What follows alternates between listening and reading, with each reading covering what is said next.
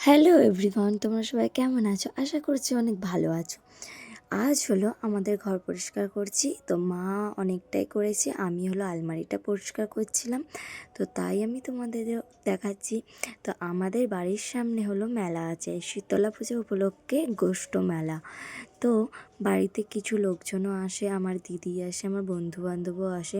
তো তার জন্য একটু পরিষ্কার পরিচ্ছন্ন চলছে আর কি। তোমাদের কাদের কাদের বাড়ির সামনে এরকম গোষ্ঠ মেলা হয় অবশ্যই আমাকে কমেন্ট করে জানাবে।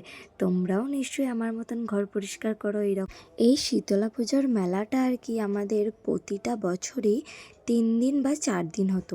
এবছর ভোট গণনার কারণে তো 2 দিন হবে শুনছি, শনিবার আর রবিবার। শনিবার আমাদের পুজো হয় আর রবিবার মেলা হয়, আর সোমবার আমাদের ফাংশন থাকে।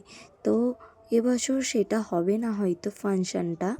মেলাটা তো একদম হবেই না শুনেছিলাম, তারপরেও আবার শুনলাম যে মেলাটা হবে 2 দিন হবে, ফাংশনটা হবে না। তার কারণ এই রকম ভোট গণনা। আর আসলে এই মেলাটা হবে না শুনে খুবই মন খারাপ হয়ে গিয়েছিল।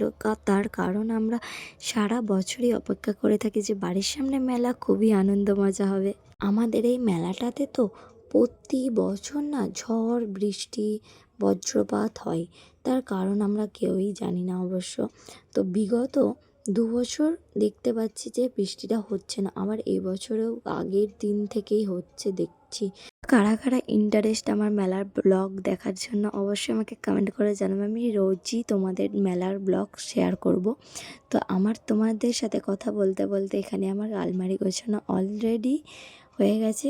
তো দেখো আমি গুছিয়ে গুছিয়ে সব কিছুই রেখেছি। সাইডে আমাদের যত জেনারেশনের ফটো আছে আমি রেখেছি, আমার দাদু দিদার, আমার মা বাপির, আমার দিদিয়ার, সবার ফটো রেখেছি। আর এই সাইডটা অনেক ঠাকুর ছিল, সেগুলো গুছিয়ে গুছিয়ে রেখেছি। বাই, দেখা হচ্ছে নেক্সট ভিডিওতে।